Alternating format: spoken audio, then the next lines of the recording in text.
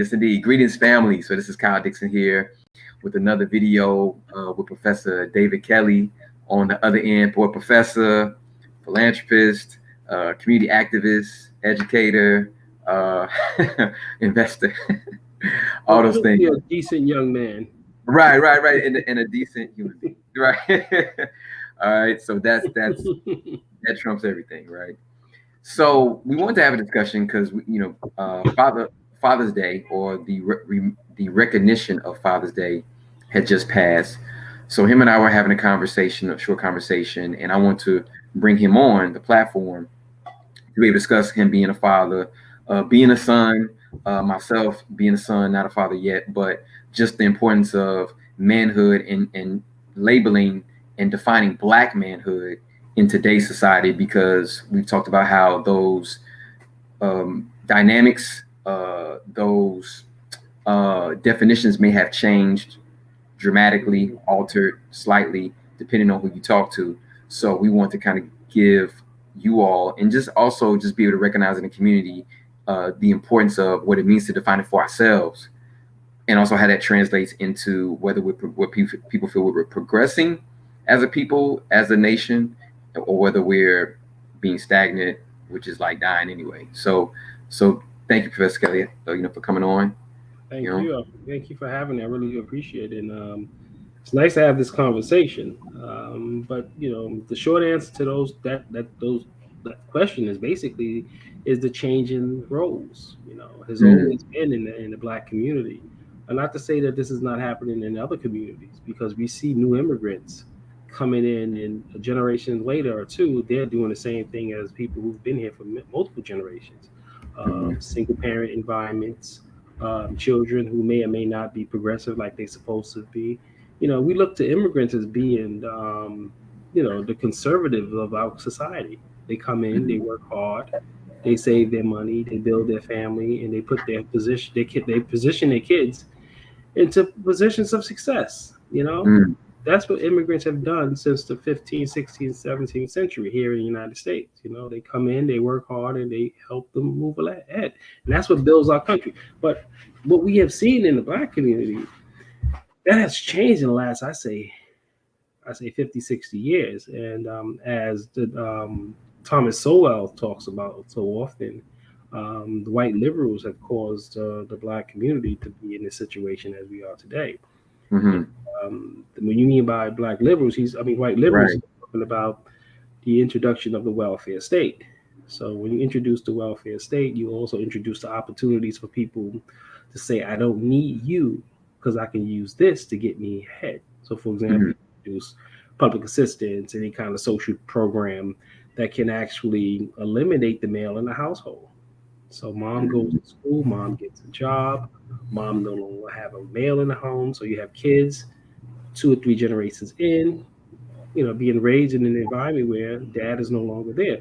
And he says in a lot of his literature, he talks about the 30% of kids was born out of wedlock in the 1950s or so, 60s, somewhere thereabouts. And then he said in the 1990s, up to 70% of these kids are born out of wedlock's home. So you have to, and then he said it's not only happening to the Black community, but happening in the white and the Latino community. Right, that's right, exactly. So with the template, they seem to put us as the focal point of broken, quote unquote, broken homes, but we're still only 12 to 13% of the population. So how are we the majority?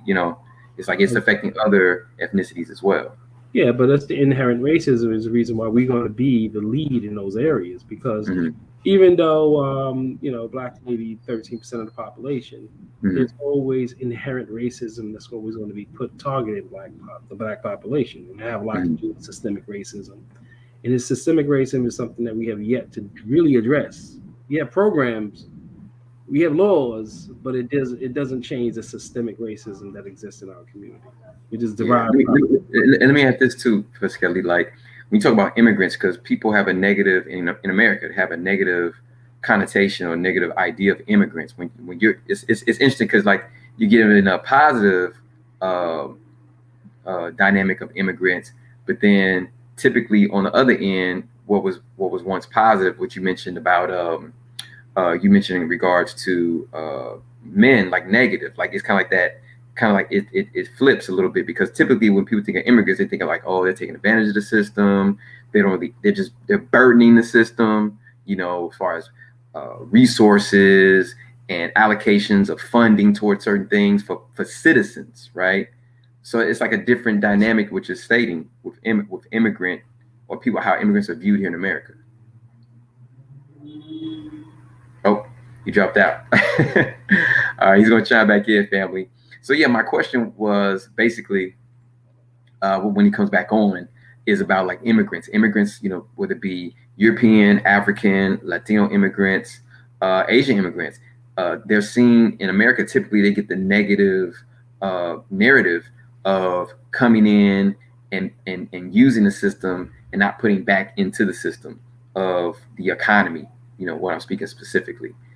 And what Professor Kelly is saying is that, well, they're help building the country in certain ways. So I definitely want him to elaborate on that. I want him to go into detail about how that works, or how he sees it playing out as far as the dynamic of growing communities here, growing specifically our communities, Black and Brown communities, in regard to family structure, like you talk about with Thomas Sowell, with the 30% to 70%, 30% households back in the 50s, mother, father, quote unquote nuclear family, mother, father, children, versus 70%,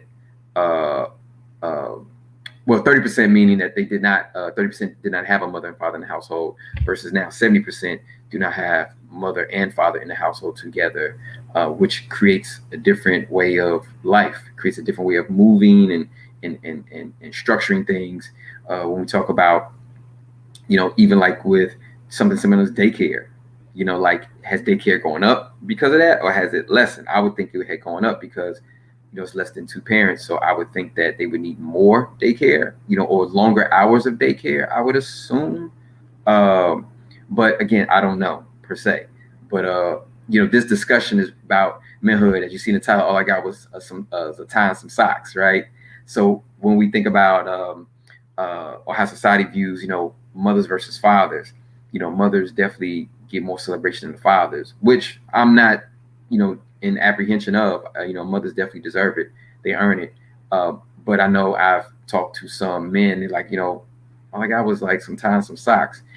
Even though it's not about the gift, it's just really about the recognition of the part that we play in the families, the family dynamic. What did Chris Rock, a comedic rant he went on? It's like, daddy keep the lights on. You know what I'm saying? Like, daddy make sure, the house is straight. It's like, but nobody's like, thanks, dad, keep the lights on, the food on the table, even though that is an important part of surviving, food, clothes, shelter, those three, and some people say emotionally love, four. So they say that the man creates the home, but woman makes it a home. You know what I'm saying? That's typically what has been said. And some people may buck against that, but that definitely has some validity when we talk about the dynamic of the roles that people play. And I think people take that too rigidly. They're very rigid with roles. And I think certain roles just play out the way they do because of the dynamics between that man and that woman in that particular relationship, whether it be intimate relationship or a working relationship or just a social relationship. Like those roles tend to play out whether we like them or not. Certain things are just, like some people say, they may want a woman to, cook all the meals in the family. That would be ideal for a lot of people, but maybe, because of physical disabilities or whatever, they're not able to do that, or just, just the dynamic of that relationship. So the man has to cook more. All right. So Mr. Kelly, Professor Kelly's back on. All right. What happened? All right. Yeah, just dropped out for some reason. I dropped out? Yeah, you dropped out. Yeah. Oh, yo, we want to reset? Yeah, no, yeah. I've been talking since you've been out, so I'll just wait for you to jump back on. I thought it was you that had the problem. I didn't know. Yeah, no, I'm on. Right, and that's good. Today is good. But yeah, I know you were talking about before it dropped out on us. I was mentioning with the immigration having a negative connotation versus men in the household having a negative positive connotation. It's like immigrants are seen as negative, and then men sometimes in the household are now starting to be seen as negative in certain ways, you know, whereas, you know, immigrants, you mentioned immigrants on a positive, you know, dynamic, you know, But you have to so. remember, the immigrant comes with a different set of responsibility, you know, as opposed to what we call, if you want to, I don't want to use black people in general as the litmus test, but that's what they tend to look at. And they Mhm. call it, what was that? The black redneck culture. The black redneck Mhm. culture is a thing that he make use of that term. This is Thomas Sowell we're talking about, right? Yeah, he make Yeah. use of that term, and that black redneck culture is a thing we take for granted, but it's a lot of, you know, the things that affects the black community, or give Mhm. us certain skill sets that we go by that doesn't benefit us. For Yeah. example, certain lifestyles, certain attitudes and beliefs that doesn't benefit us in the next generation, and then you ask yourself, where do these things come from? They don't come from the black community. It comes from Northern European community, which Right. they Which were is very. part of. Yeah, they come from Northern Europe, like, you know, Wales and Ireland and Northern Mhm. Europe, and Northern England, places like that. And Right. those basically the individuals who came in and settled, you know, the South, basically the South, parts of the Mid Atlantic and things like that. And what they did, Mhm. brought that culture with them.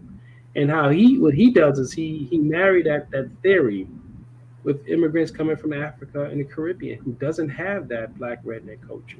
They don't have Mhm. that what we would say is a ghetto mentality or ghetto attitude. They don't have. Mhm. I mean, they want to work. They want to, you know, play by the rules. You know, do the things they need to do to move ahead in life. You know, Mhm. and it's usually that black redneck culture is what helps help hold that population back. He got a whole book on. He actually wrote a book on it. I read this book years ago. Okay. And, it could be demeaning if you don't have a thick skin, but Yeah. it's something that you are not held to that responsibility. You just your responsibility is to know where it comes from and try to change it in some way, shape, or form in your lifestyle, if anything. But that's a big issue. Okay. Okay. Yeah. And family, we're talking about Thomas Sowell. You know, the brother has written many books. You can definitely find him on YouTube. Hmm. And yeah, like dealing with like that culture and like you said, the dynamic of we talk about manhood, black manhood, defining Hmm. that for ourselves, how that Hmm. translates into us progressing or being stagnant or devolving. You know what I mean? Like because you know we talk about the whole toxic masculinity thing, Hmm. the title, and then versus well, I'm masculine, but I'm not toxic, you know, or, you know, men running the, you know, patriarchal, they talking about the whole patriarchal society, you know, like I want us to kind of get into that a little bit because how that but it's still how that translates back to us as men of color, black men, African Americans, you know, however we want to label it, but like how that gets back to us and our families and our communities, you know. Hopefully he's still there. His screen is frozen. I don't know if he can still hear me or not.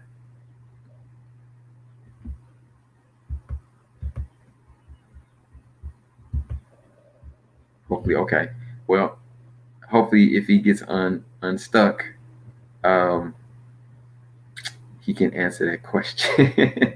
So thank you, family, hanging with us. Oh, see, there you go. So family, we're having technical difficulties, but no worries, no worries.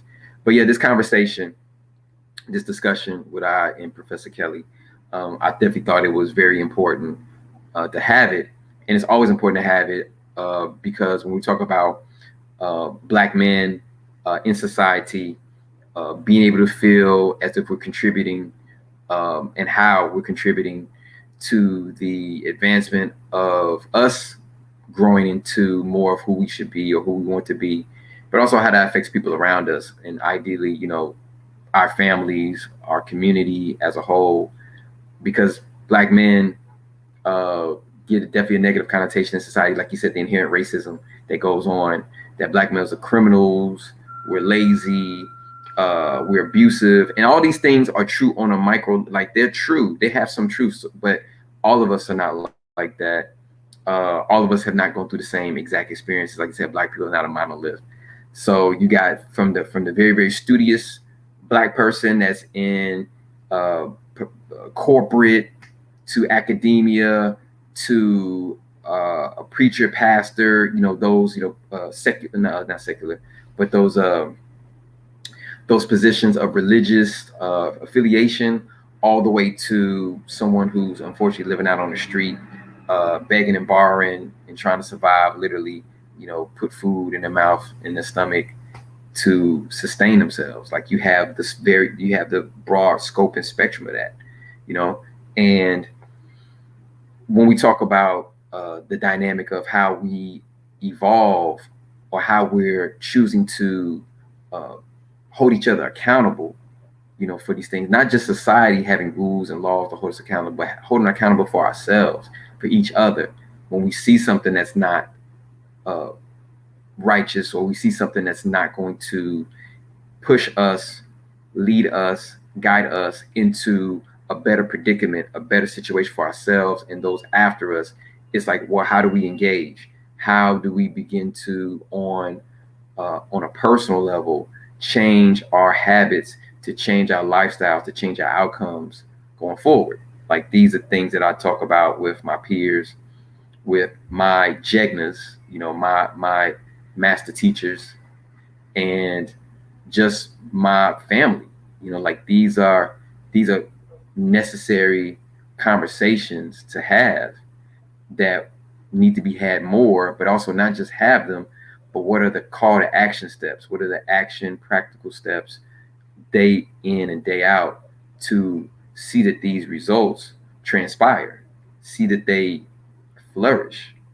So this is the conversation that we're attempting to have, but technology is like, apparently, like nah, y'all talking too much about what needs to be fixed, and like, now we're gonna push. I don't know, but yeah, I'm gonna share some things again in regards to we talk about commerce, uh, taking advantage of what technology has to offer for us, um, and sharing my screen, right? So I want to share a website that I definitely want you all to patronize, and this is Bukito, BukitoShop.com. Bukito, this is a shop. This is a website I'm associated with, and we're selling a multitude of things. Definitely, the two hottest sellers are the Juice portable blender, which deals with health, wellness of juicing. Dick Gregory talked about it. Many other people have talked about it. David Wolf talks about it. Sean Stevenson, Dr. Eric Thomas, Queen Afua, Dr. Africa, a lot of different people over the years, with Jack LaLanne, what I'm saying? All these different people have talked about it over the years and how beneficial it is to the body. So as the body is healthy, we're able to make healthier decisions. It just makes sense. So Juice is a mechanism to be able to help you make healthy decisions on a daily basis. And you can take it with you on the go. Like, if you click on it, right? It's a great price, $29.99. I have one. I use it. It's great. They have a portable charger in regards to that. All right. So they have the portable charger. And it's just a wonderful device. It's $29.99. Portable blender. Again, you can do 8 to 12 beverages at a time. It has safety measures where you won't cut yourself when you take it out and wash it. Like, if you take off the top and the blade is exposed, it won't run. So again, it's safe. So children can use it, adults can use it. Again, I've used it multiple times. It's very durable, and just very cool. Like the colors, and it's portable and all that. So that's just one of the things that we're promoting and selling. And then the Freedom Papers. This is also great. This is a project I worked on. Alvin Singh is a partner of mine, colleague of mine. You check some of my other videos, he's in there. So this is something we worked on with Freedom Papers. He wrote it mainly. I helped with the production of it. So Freedom Papers, again, about getting your papers, freedom. Like, how do we set the habits of becoming free in the society? Monetarily, but also spiritually. So these are things that we're doing as a people, and just, again, selling product that says something, that means something. It's quality, right? Dealing with the HBCUs, the different Bulldog, a shirt I created, co-created with another family member. And again, we got different items for women, right? Shirts, hoodies, right? Hats. Got stuff, for the youth, right? And some of these things I've co-created. Against tech is the new hip hop, right? Shirts for the summer, right? Shirts for the summer. Again, Cashville.